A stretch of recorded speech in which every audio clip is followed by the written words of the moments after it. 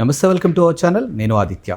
వైఎస్ఆర్సీపీ అధికారంలో ఉన్న టైంలో విద్యార్థులు చాలా అవస్థలు పడ్డారని, ఇప్పుడు వాటన్నిటినీ సరిచేసుకుంటూ విద్యార్థుల విషయంలో మంత్రి లోకేష్ ఒక సంచలన నిర్ణయం తీసుకున్నట్టు ఒక వార్త మీడియాలో చాలా బలంగా వినిపిస్తుంది. మరి ఆ సంచలన నిర్ణయం ఏంటి, దానివల్ల విద్యార్థులకు ఎంతవరకు ఉపయోగపడుతుంది, ఇలాంటి ఎన్నో అంశాల గురించి తెలుసుకునే ప్రయత్నం చేద్దాం. సో ప్రస్తుతానికి మనతో పాటు స్టూడియోలో ఉన్నారు ప్రముఖ senior journalist and political analyst CS Rao garu. సార్ని అడిగి తెలుసుకుందాం. సార్ నమస్కారం. సార్ నమస్తే. జగన్మోహన్ రెడ్డి అధికారంలో ఉన్న టైంలో ఆయన చేసినటువంటి తప్పిదాల వల్ల విద్యార్థులు చాలా అవస్థలు పడ్డారని, చాలా ఇబ్బందులు పడ్డారని, ఇప్పుడు వాటన్నిటిని సరిచేసి ప్రస్తుతం విద్యార్థుల విషయంలో లోకేష్ ఒక మంచి గుడ్ న్యూస్ తీసుకున్నారంటే ఒక వార్త వినిపిస్తుంది. మరి ఆ గుడ్ న్యూస్ ఏంటి, అది అక్కడ విద్యార్థులకు ఎంతవరకు ఉపయోగపడబోతుంది?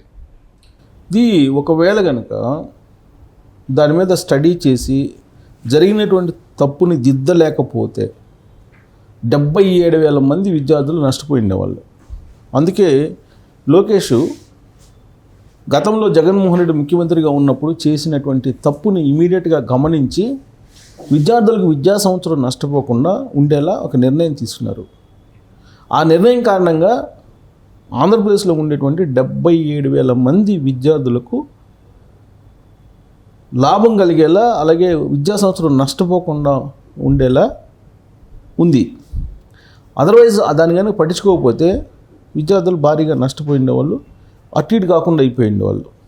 ఏంటి అని అంటే, యాక్చువల్గా గతం ప్రభుత్వం నాడు నేడు అంటూ ఒక ఆర్భాటమైనటువంటి ఒక కార్యక్రమాన్ని తీసుకుంది. ఆ నాడు నేడు కార్యక్రమంలో భాగంగా ఇన్ఫ్రాస్ట్రక్చర్ డెవలప్ చేయడం, స్కూల్స్ అవన్నీ ఓకే, అంతవరకు బాగానే ఉంది.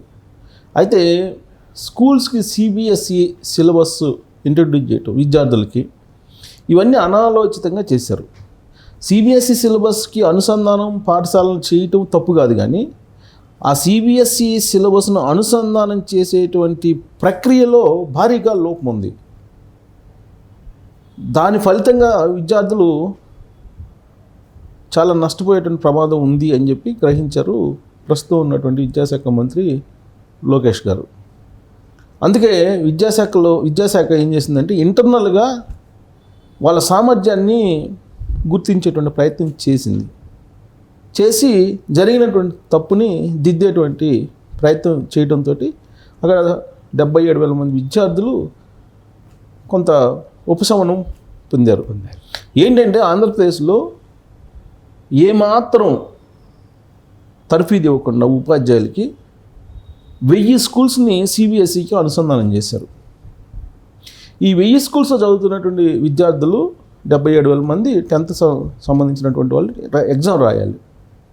సో ఒకవేళ కనుక సిబిఎస్ఈకి అనుసంధానం చేసి స్కూల్స్ ఉన్నాయి కాబట్టి సిబిఎస్ఈ సంబంధించినటువంటి సిబిఎస్ఈ ఎగ్జామ్స్ కనుక రాయించినట్టయితే, సిబిఎస్ఈ బోర్డు ఎగ్జామ్స్ రాయించినట్టయితే దాదాపుగా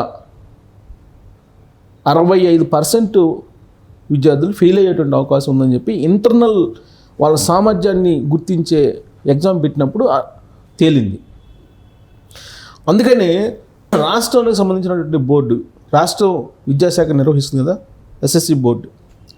సో రాష్ట్రానికి సంబంధించినటువంటి బోర్డు నిర్వహించేటువంటి పరీక్షలకి వాళ్ళని సన్నద్ధం చేయాలి అనేటువంటి ఉద్దేశంతో ఇప్పుడు రాష్ట్ర పరీక్షల్ని, రాష్ట్ర బోర్డు ఎస్ఎస్సి బోర్డు నిర్వహించేటువంటి పరీక్షల్ని రాపించడానికి క్లియరెన్స్ ఇచ్చారు. అదే కనుక జరగకపోతే భారీగా ఫెయిల్యూర్ ఉండేది. ఇంకోటి ఏంటంటే, నాడు నేడు ప్రోగ్రాం విద్యారంగ సంస్కరణ అని చెప్పి గత ప్రభుత్వం భారీగా నిధులు ఖర్చు చేసింది, భారీ ప్రచారం చేసుకుంది. నిధులు కూడా ఖర్చు చేయడం కాదు, భారీ ప్రచారం చేసుకుంది.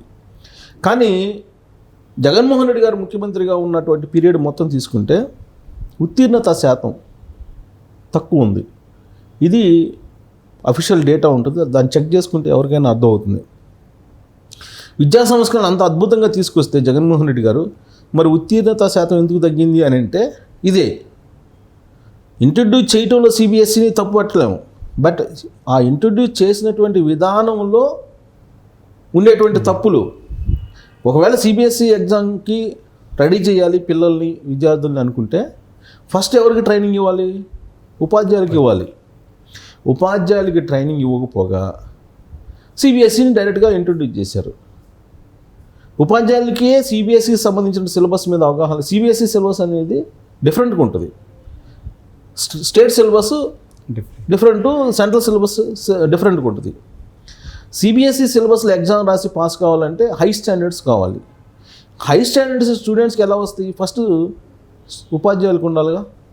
ఉపాధ్యాయులకే ట్రైనింగ్ లేకుండా నువ్వు సిబిఎస్ఈకి రెడీగా అండి అని చెప్పి పిల్లల మీద రుద్దితే పరిస్థితి ఏంటి? తర్వాత ఇంగ్లీష్ మీడియం కూడా అలానే ఇంట్రడ్యూస్ చేశారు. ఇప్పుడు ఇంగ్లీష్ మీడియాన్ని ఇంట్రడ్యూస్ చేయాలంటే కనుక స్టార్టింగ్ బేసిక్ ఫస్ట్ క్లాస్ నుంచి ఎల్కేజీ యూకేజీ నుంచి ఫస్ట్ క్లాస్ నుంచి నీకు ఇంగ్లీష్ మీడియం ఉండాలి. ఆల్ ఆఫ్ సడన్గా నువ్వు ఇంగ్లీష్ మీడియం నేను ఇంట్రడ్యూస్ చేస్తున్నానని చెప్పేసి 7వ తరగతి 8వ తరగతికి ఇంట్రడ్యూస్ చేస్తే వాళ్ళకి సబ్జెక్ట్ అర్థం అవుతుందా? అలా కాదు కదా. దాన్ని సైంటిఫికే చేయాలి. ఆ సైంటిఫికే చేయడంలో గత ముఖ్యమంత్రి జగన్మోహన్ రెడ్డి గారు వైఫల్యం చెందారు. దానికి కారణం ఏంటంటే అవగాహన లోపం. జగన్మోహన్ రెడ్డి గారు ఏం చదివారు ఏంటి అనేది అనేక సందర్భాల్లో అసెంబ్లీలో మాట్లాడుకున్నారు. అసెంబ్లీలో చర్చకు కూడా వచ్చింది. ఆయన ఫస్ట్ క్లాస్ నేను స్టూడెంట్ అని అంటాడు హైదరాబాద్ పబ్లిక్ స్కూల్లో. అవన్నీ డూప్లికేట్ సర్టిఫికేట్లు అని చెప్పేసి వీళ్ళు అంటారు, తెలుగుదేశం పార్టీ వాళ్ళు. ఇప్పటికీ కూడా ఆయన ఎక్కడ చదివారు ఏంటి అనేది తెలీదు. ఆయన నిజంగా ఫస్ట్ క్లాస్ స్టూడెంట్ అయితే కనుక పేపర్ లేకుండా ఇవాళకి కూడా ఆయన చదవలేరు కదా. పేపర్ లేకుండా ఏది మాట్లాడలేరు అనేది ఇప్పుడు తెలుగుదేశం పార్టీ వాళ్ళు చెప్తున్నటువంటి మాట. సరే, ఏదైనా సరే అవగాహన లోపం కారణంగా నష్టపోయారు స్టూడెంట్స్, అయితే నష్టపోతున్నారని చెప్పి ఇంటర్నల్ పరీక్షలు ఇటీవల నిర్వహించింది ఆంధ్రప్రదేశ్ విద్యాశాఖ. దాంట్లో ఏం తేల్చారంటే యాజ్ పర్ ద డేటా వాళ్ళు ఇంటర్నల్ పరీక్షలు నిర్వహించినటువంటి క్రమంలో సిబిఎస్ఈకి 64% మంది ఫెయిల్ అవుతారు ఒకవేళ ఇప్పుడు సిబిఎస్ఈ కనుక ఈ పిల్లల్ని సిబిఎస్ఈ ఎగ్జామ్స్ రాయమంటే అని తేల్చారు. ఇది 326 పాఠశాలలో అసలు ఒక విద్యార్థి కూడా పాస్ కాలేదంట. ఇది సిబిఎస్ఈ ఇంటర్నల్ వాళ్ళ టాలెంట్ ఎంత ఉంది సిబిఎస్ఈలని ఎగ్జామ్ పెడితే 326 అవుట్ ఆఫ్ 1000 326 స్కూల్స్లో ఒక్క విద్యార్థి కూడా పాస్ కాలేదంట. అదొకటి. తర్వాత 556 స్కూల్స్లో కేవలం ఇక 66 పాఠశాలల్లో 26 నుంచి 50% పాస్ అయ్యారంట. సో ఈ ఫలితాలన్నింటినీ కనుక మనం ఇంటర్నల్గా నిర్వహించిన ఫలితాలను చూస్తే సిబిఎస్ఈ పరీక్ష రాస్తే కనుక వీళ్ళు ఫెయిల్ అయ్యేటువంటి వాళ్ళు ఎక్కువ ఉంటారు పాస్ అయ్యే వాళ్ళ కన్నా అని చెప్పి తేల్చారు. సో దాంతో కీలకమైన నిర్ణయం విద్యాశాఖ మంత్రి లోకేష్ గారు ఏం తీసుకున్నారంటే ఇప్పుడు సిబిఎస్ఈకి సంబంధించినటువంటి అనుబంధ స్కూల్స్లో చదువుతున్నటువంటి విద్యార్థులు రాష్ట్ర బోర్డు పరీక్షలు రాసుకోవచ్చు, రాసి పాస్ కావచ్చు అని చెప్పి ఒక కీలకమైన నిర్ణయం తీసుకున్నారు. దాంతో జనరల్గా రాష్ట్ర బోర్డు పెట్టేటువంటి రాష్ట్ర బోర్డు పెట్టేటువంటి పరీక్షలు ఈజీగానే కొంత సిబిఎస్తో పోల్చుకుంటూ ఉంటుంది కాబట్టి పాస్ పర్సంటేజ్ పెరిగేటువంటి అవకాశం ఉంది. సో ఇలాంటి నిర్ణయాలు చాలా తీసుకున్నారు లోకేష్ గారు. ఆయన మంత్రి పదవి స్వీకరించిన తర్వాత కొన్ని ఐఐటి స్టూడెంట్స్ ఐఐటి అడ్మిషన్స్లో వచ్చినటువంటి దాంట్లో క్లియర్ చేశారు ఆయన. తర్వాత స్టూడెంట్స్కి ఏదైనా ఫిజికలీ ఛాలెంజ్డ్ పీపుల్ స్కూల్స్లో స్టూడెంట్స్కి ఫిజికలీ ఛాలెంజ్డ్ స్టూడెంట్స్కి ఇవన్నీ కూడా చాలా ఇమీడియట్గా రెస్పాండ్ అవుతున్నారు ఆయన. సో ఇప్పుడు తీసుకున్నటువంటి నిర్ణయం కారణంగా 77,000 మంది విద్యార్థులు సేఫ్ సైడ్గా విద్యా సంవత్సరాన్ని కాపాడుకున్న వాళ్ళు అవుతారు. అదర్వైజ్ స్టూడెంట్స్ పేరెంట్స్ అందరూ సఫరర్స్ కదా. 1 ఇయర్ పోవటం అంటే ఒక స్టూడెంట్కి చాలా నష్టం. సో కాబట్టి జగన్మోహన్ రెడ్డి గారు ముఖ్యమంత్రిగా ఉన్నటువంటి 2019 నుంచి 2024 వరకు ఏవైతే నష్టాలు జరిగాయో విధ్వంసం జరిగిందో దాంట్లో ఇది కూడా ఒక విధ్వంసం. సో దాన్ని సరిచేయడానికి లోకేష్ గారు ఒక కీలకమైన నిర్ణయం తీసుకొని చాలా వరకు ఉపశమనం కలిగించారు స్టూడెంట్స్కి పేరెంట్స్కి. అలాగే విద్యా సంవత్సరం నష్టపోకుండా కీలకమైన నిర్ణయం తీసుకున్నారని చెప్పి చెప్పొచ్చు. Thank you sir. Thank you.